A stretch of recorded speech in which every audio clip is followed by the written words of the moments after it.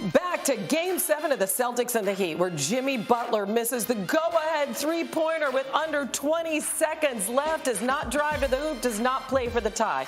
Celtics hang on to win 196 to advance to the NBA Finals. And per second spectrum, Butler had a 29% chance only to make that pull-up three with under 20 seconds left. Entering Sunday, he took just 19 pull-up threes for the entire season, made only 6 of them, attempted a season-high 3 pull-up threes in Game 7. Now, he had just made 1 in the first half. Jalen Rose up early, joining us. Thank you. Thank you. Your former teammate here in the house, right? From your time in Phoenix. I see you, Stat, doing your thing. Good morning, you guys. Good morning. Jalen, listen, you were there last night. You saw it firsthand. What did you think in the moment when he launched that three, and what have you thought since then? So obviously Jimmy Butler was terrific. And anytime you have 82 points in the final 2 games of a series, in particular versus a great defensive team like the Boston Celtics, the way he played in Game 6 and 7, and even playing 48 minutes.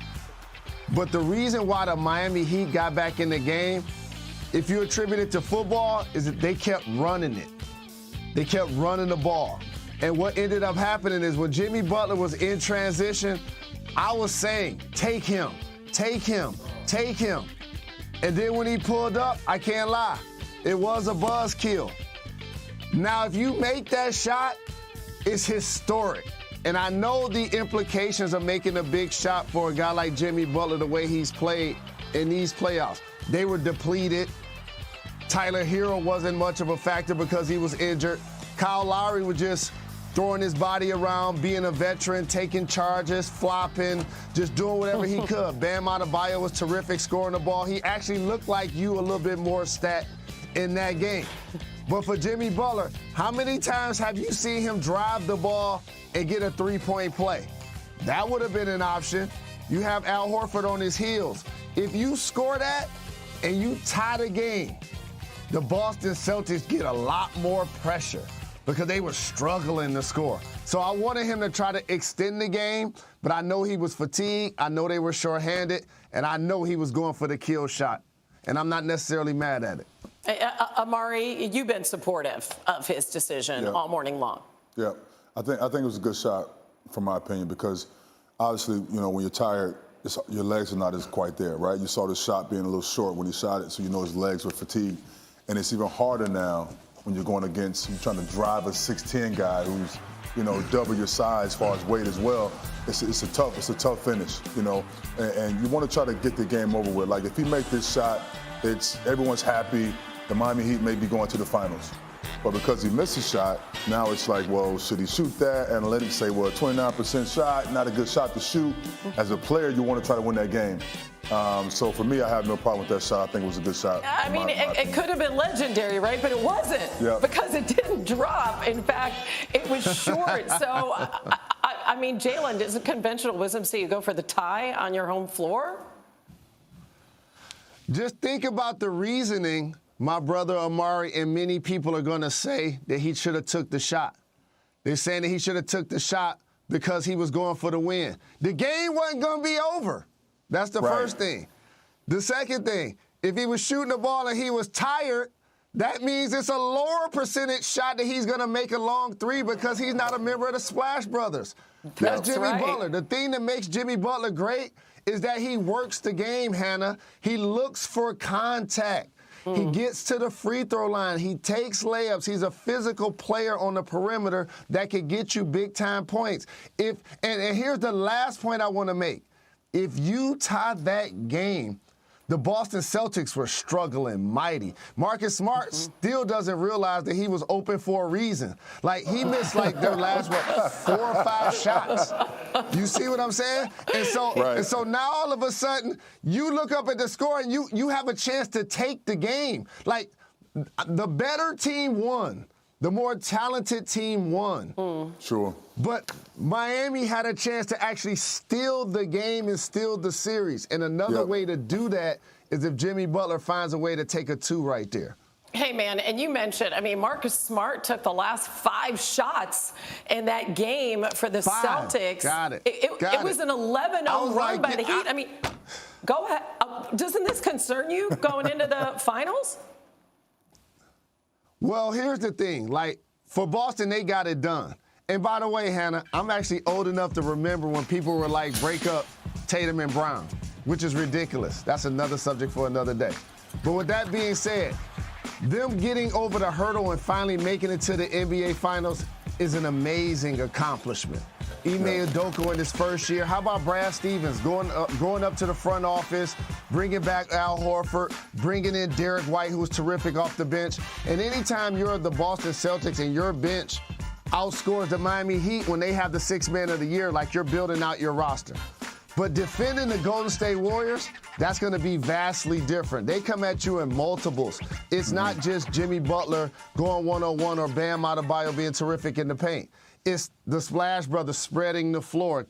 Klay Thompson knocking down shots. It's Jordan Poole getting it off the dribble. And so it's such a different dynamic defending the Golden State Warriors, but it's going to be a great series. It's going to be a close series. It's going to be a tightly contested series, and I can't wait to get it started. Yeah. Do you want to see the Celtics be better at closing out? And you even have to go back to Game 6 of that series when they had a chance to put Miami away on their home floor and didn't do it. Absolutely right. And I think Coach. Go ahead, Rose. Rose all day. No, I'm sorry. Let me tell you the beautiful thing about being a professional. This is my 20th consecutive year covering the NBA Finals on television. I can't even see y'all.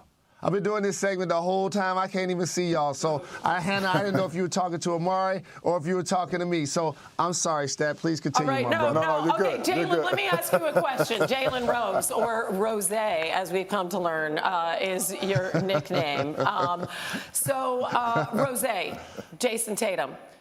I know he won the Larry Bird MVP, but this is something we've been talking about this morning while you were getting just a little bit of shut-eye. Does he have to elevate his game beyond what he did in these Eastern Conference Finals in the finals? Does he have to play even better? He can, Hannah, and he will. And there are times when Jason Tatum is almost like his barber. He doesn't miss. But then there are times when he's off the dribble, he gets a little loose with the ball and he turns it over, right? And then sometimes he goes pedestrian and doesn't attempt shots. And I can't lie, being at the game, when I saw him, and I saw him with the Kobe Bryant 24 wristband, man, we lost Kobe way too soon. Like, I thought about Devin Booker last year, who was channeling, what Kobe and lessons that he learned while he was in the finals. Now to see Jason Tatum do the exact same thing, just truly rest in peace to the Black Mamba. But absolutely he's going to have to be the best he can be on this stage because he's going against the all-time best. He's going against the Splash Brothers. He's going against Draymond Green. He's going against Steve Kerr. He's definitely going to have to elevate. But for these Boston Celtics who don't have a player that's been to the NBA Finals, I think they're ready to make this a long series. All right, so he was trying to channel that Mamba mentality, but you have called on him this morning to not be as passive as he has been. Yeah, especially down the stretch, closing out quarters and closing out halves in the games. You got to be aggressive. You got to be the guy to try to close out. So those last 2 minutes of a game, you want to be the one that kind of facilitate the offense. And you want to get the best shot possible. And if Tatum is able to now be assertive in that space where he can dominate that game down the stretch and close out these games, then that's the level that I think the Boston Celtics need for him to get to. All right, so, Jay, I've heard you say a couple of times that this is going to be a tight series. Caesar Sportsbook currently has the Warriors as a slight favorite to win. Game 1 is Thursday in San Francisco. So in Game 1, Golden State right now is a 3.5-point favorite. Jay, Rose, whatever you want us to call you, how do you see this going? Make your picks. It's never too early.